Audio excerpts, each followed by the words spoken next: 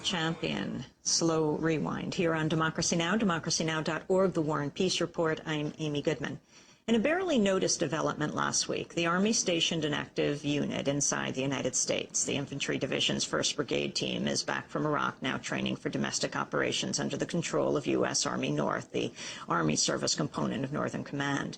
The unit will serve as an on-call federal response for large-scale emergencies and disasters. It's being called the Consequence Management Response Force, CCMRF, or CSMRF for short.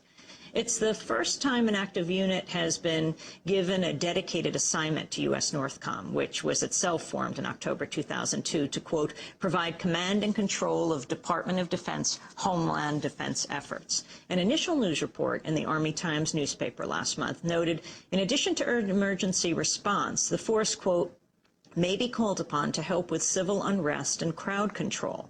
The Army Times has since appended a clarification. In a September 30th press release from the Northern Command states, quote, this response force will not be called upon to help with law enforcement, civil disturbance, or crowd control. When Democracy Now! Spoke to Air Force Lieutenant Colonel Jamie Goodpaster, a public affairs officer for NORTHCOM, she said the force would have weapons stored in containers on site as well as access to tanks, but the decision to use weapons would be made at a far higher level, perhaps by Secretary of Defense, SecDef. Well, I'm joined now by two guests. Army Colonel Michael Boatner is Future Operations Division Chief of U.S. NORTHCOM. He joins me on the phone from Colorado Springs. We're also joined from Madison, Wisconsin by journalist and editor of the Progressive magazine, Matthew Rothschild. We welcome you both to Democracy Now! Why don't we begin with Colonel Michael Boatner? Can you explain the significance, the first time, October 1st deployment of the troops just back from Iraq? Yes, Amy, I'd be happy to. And again, there has been some concern and some misimpressions that I'd like to correct. The primary purpose of this force is to provide help to people in need in the aftermath of a WMD-like event in the homeland. It's something that figures very prominently in the national planning scenarios under the National Response Framework, and that's how DoD provides support in the homeland to civil authority. This capability is tailored technical life-saving support and then further logistic support for that very specific scenario. So we designed it for that purpose, and really the new development is that it's been assigned to NORTHCOM because there's a increasingly important requirement to ensure that they have done that technical training, that they can work together as a joint service team. These capabilities come from all of our services and from a variety of installations, and that's not an ideal command and control environment.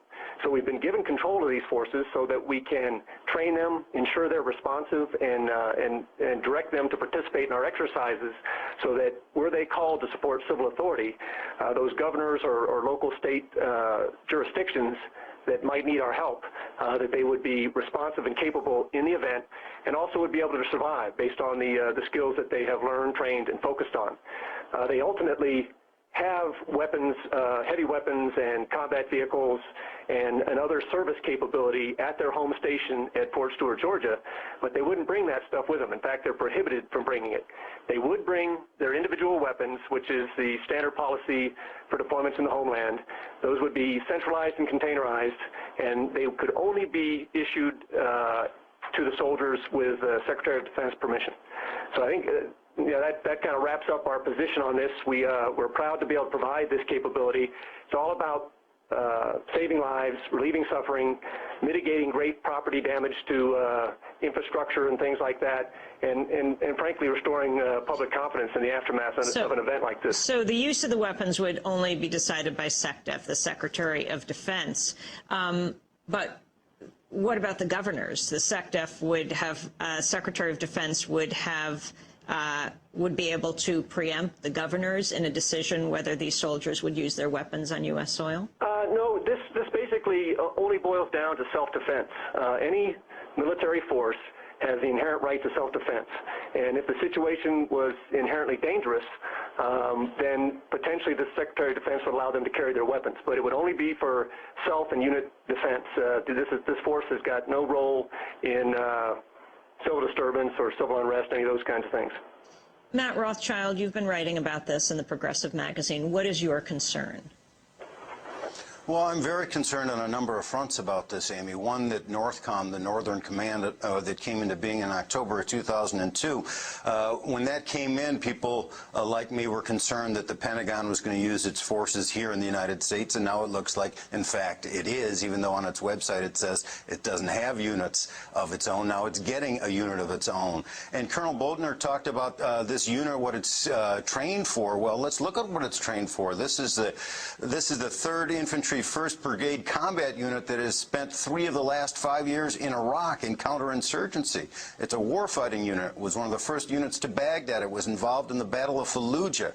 And, you know, that's what they've been trained to do, and now they're bringing that training here. On top of that, one of the commanders of this unit was boasting in the Army Times about this new package of non-lethal weapons that has been designed, and this unit itself is going to be able to use, according to that original article. And, in fact, the commander was saying he'd even tasered himself and was boasting about tasering himself. So why is a Pentagon unit that's going to be possibly patrolling the streets of the United States involved in using tasers?